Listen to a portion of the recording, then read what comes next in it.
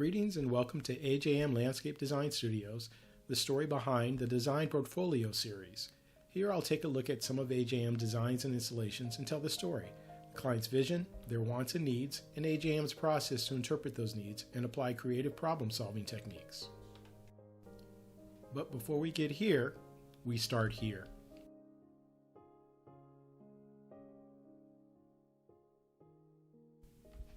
The client's objective was to revamp or modernize their landscape for both the front and backyard. By modern, they meant the design theme in use today, where clean lines rule the roost and shades of gray provide the color scheme. What we're looking at here are the existing conditions.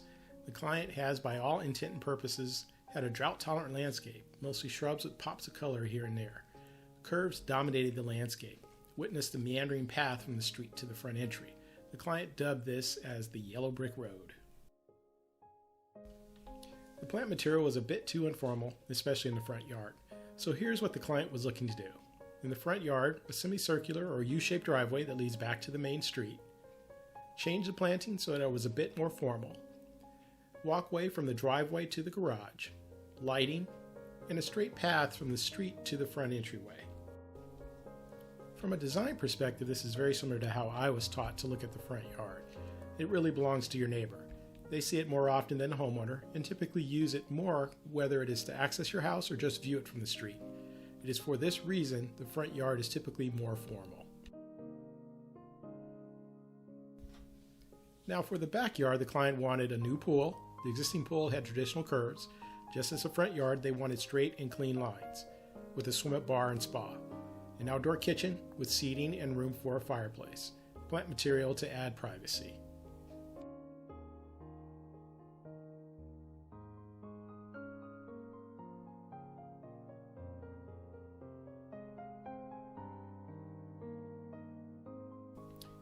Now I need to interpret the client's vision and put it into plan form.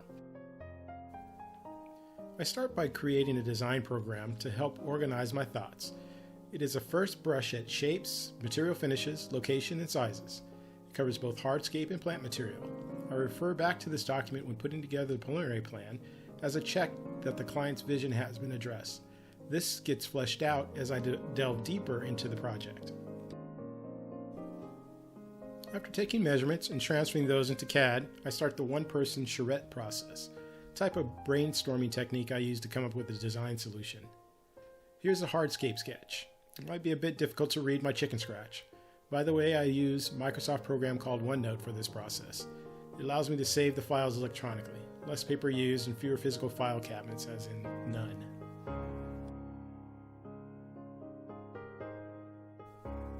Now here is the product of the charrette put into plan form, which is used as the basis of the hardscape plan.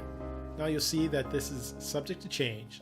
First as I move through the rest of the process before presenting to my client, and again after presenting to the client for their input. Now that I've created the hardscape plan, I now have the basis for the planting plan. Beds are defined, which gives me the space requirements, and I use that to decide which plants go where. There are a gazillion plants. I try to narrow that down by asking my client if there are any specific plants they'd like to see and colors they like. This narrows it down to about 1 million. Now I'll have to narrow it even further by looking at the microclimate at the site, sun versus shade. I use the Sunset Western Garden book early and often during this phase. However, as good as that book is, I can't rely on it solely. You see, it gives you tons of plant options that will do well in our climate, but not all of those plants are available all the time. Therefore, I have to cross-reference those plants that are available in local nurseries. I use a catalog from a large grower. You're probably wondering, why in the world am I going through this long, drawn-out process? Well, I'm glad you asked. I've been doing this for over 17 years, and nothing is more frustrating for a client when you put a plant on a plan and it can't be found anywhere. That doesn't say that all plants on the plan will be available all the time, but at least there is a better likelihood it will be available and can be enjoyed right away. Now here's the finished two-dimensional preliminary plan. This client wants a three-dimensional plan so they can get a better feel for the landscape. Unfortunately for me, I can't just press a button and up pops the three-dimensional render, or at least I don't have the software that does. So I take this and plug into Trimble Navigation SketchUp. Here's a three-dimensional preliminary SketchUp plan. In addition to giving the client a better feel for the landscape concept, I use a three-dimensional model as a proof of concept. That is, I will use it to make adjustments if something doesn't look quite right. From here, I plug this into another software application that renders different scenes for a more photorealistic view of the project. I also use this software to create the drone's eye view animation.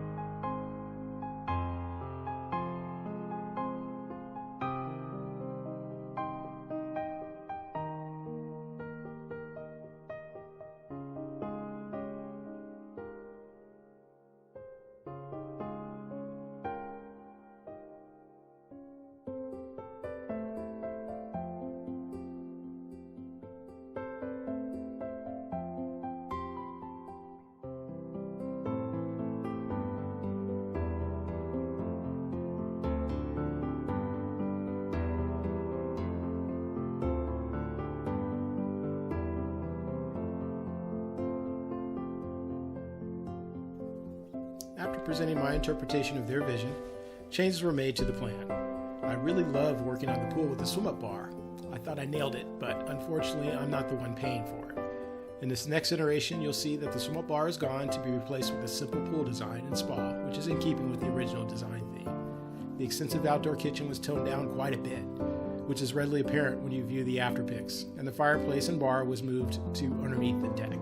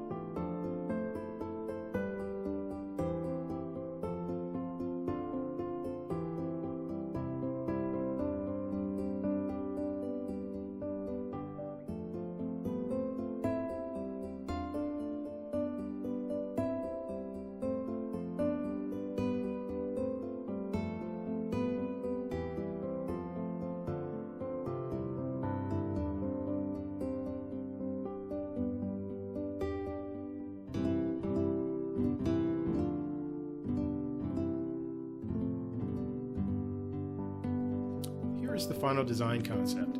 Please note as you go through this process that there still may be changes even after we've completed the design phase. Unexpected incidences can happen after you start digging, but with the help of a skilled, competent, licensed contractor, solutions can be implemented without compromising the project. Here is the final installation starting with the front yard. If you recall, the original landscape had many mounding shrubs with pops of color that they grew tired of. The idea was to formalize and modernize the front yard with clean lines in both hardscape and plant material. They actually wanted lawn. The formality and plant material will eventually come from the clipped hedges. The greenery here is from a nice ground cover called Trailing Myabro. You'll notice this in commercial plantings as a lawn substitute, though it is not generally walkable. The pinky purple plant is a Trailing Lantana variety.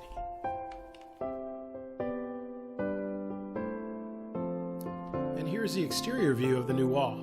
The original wall was just as large, but covered in vines. Here it has been replaced with a stucco and wood lath construction. The wood lath adds a modern flair. Now here is the interior view of the same wall. Instead of a stucco finish, the homeowner went with a stacked stone veneer and a custom metal arched gate.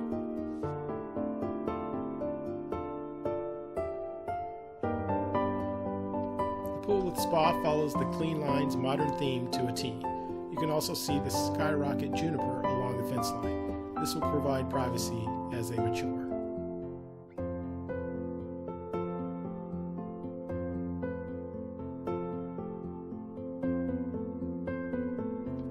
This new deck provides a nice panoramic view of the surrounding area.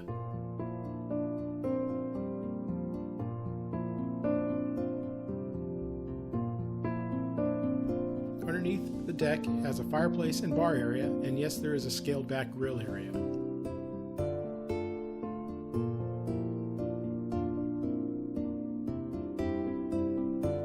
I hope you enjoyed this story behind the design. Please take a moment to subscribe, as I'll be adding more content. In addition to more portfolio stories, I'll add design how-tos and 3D animation. Thank you for watching.